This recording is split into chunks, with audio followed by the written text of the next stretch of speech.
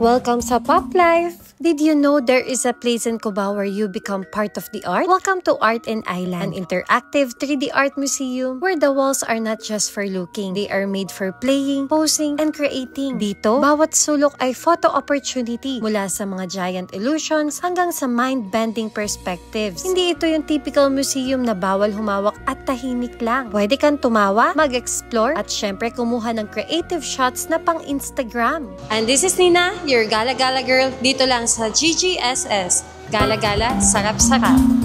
At ngayon, kasama natin si Miss Gabi po.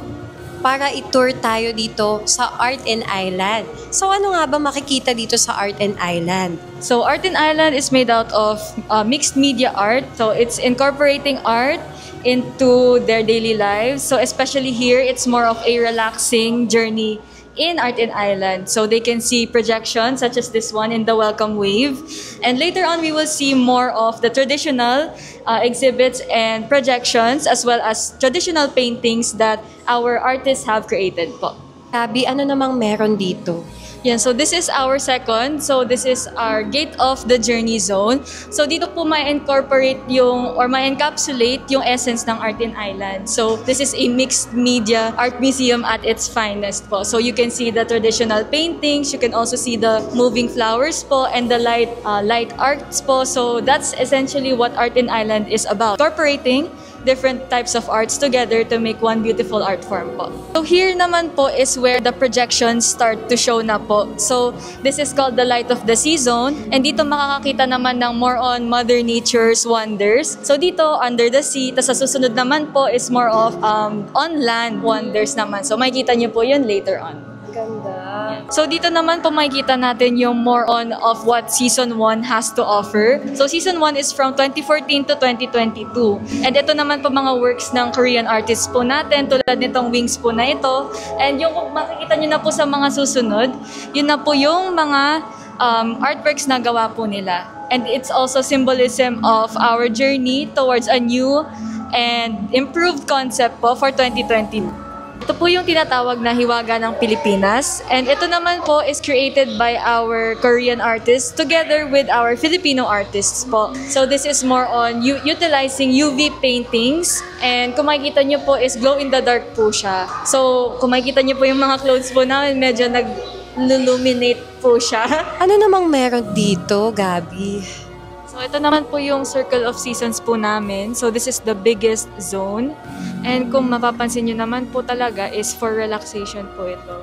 And yung mga beanbags po, hinihigaan po ng mga guests. Dito po sila usually nagtatagal kasi nga natutulog din po sila. And ayun po, since Circle of Seasons, marami po kaming projections based on the seasons. So for example, ito naman po fall na po siya. Ayan, as you can see sa autumn leaves pong ganyan.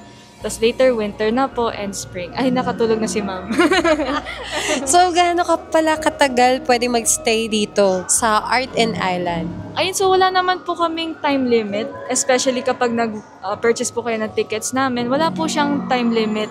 You can stay as long as our closing hours na po. So you can stay and relax and take as much pictures and videos as you want po. Ano palang operating hours nyo? We're open from 11 a.m. to 7:30 p.m. on weekdays. And on weekends po, we're open from 11 a.m. to 8:30 p.m.